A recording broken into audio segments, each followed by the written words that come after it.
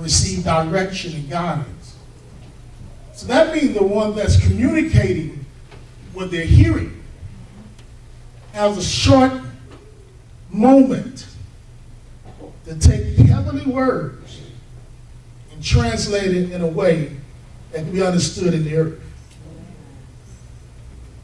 And I share with many that if you're going to be one that's prophetic and prophecy, that you have to work on having a deep capacity. If you have bad theology, you have bad prophecy. A lot of times when I hear people prophesy, I can tell what their theology is. And then, if you don't have a deep reservoir of the Word of God and the presence of God, which comes through spending time with God, you're limited. Which all of us start off in a certain place. And God has to grow us and mature us. That's part of the maturation process. He has to grow us and move us into new dimensions. Sometimes you may start off and you give a word and God told me to tell you it's going to be all right. And that could be the word. And you may be in that area for a season. That's the most you get from God. And to God, increase your capacity. And it starts with God trusting you. The more He can trust you, the more information He will release in your mouth, through your mouth. So with prophetic ministry, there's an element of wisdom and discipline. It's the number one thing you need wisdom, because everything you hear, you don't speak. And when you're young in the prophetic or young in the office of the prophet, sometimes we're zealous. We like to say everything we hear.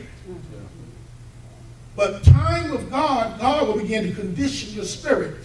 That God said this word that is resting in you is a word for resting, not releasing. And sometimes the resting is so intense, you assume God is telling you to say, when God is really telling you to reflect. Good. When it's time to settle in with the word, you don't say the word. Resting versus releasing. It requires wisdom and discipline, because some things God is telling you is not for them to hear it now. And most of the time, God is speaking to you, and when He don't give you the go-ahead to release it, He wants you to pray. Because intercession, prayer, has to be key in a prophetic person's life. Because when you talk to God about people, pray for people, then God opens your heart and your spirit that He can speak to you concerning them.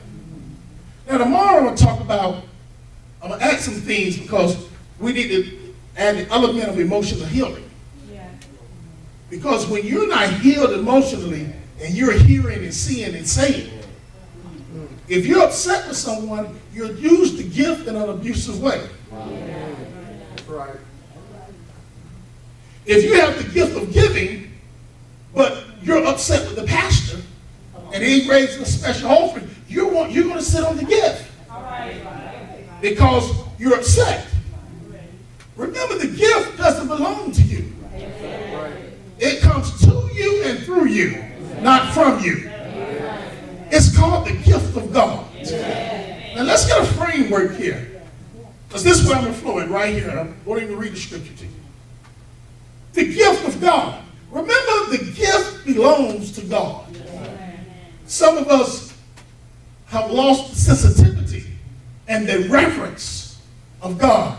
That whatever gift you have, giving, helping, serving, leadership, miracles, healings, prophecy, word of wisdom, word of knowledge, it comes from God. And anything that's from above must be treated reverently. Don't get so used to the gift that you abuse the gift. Emotional healing. If I have unresolved issues, unhealed hurts, and unmet needs, unresolved issues, maybe something happened in my childhood. My mother, my father, molestation that I never was healed from. It's just layers upon layers, coping mechanisms, compensatory structures. We find a way to suppress it. Suppression is not deliverance.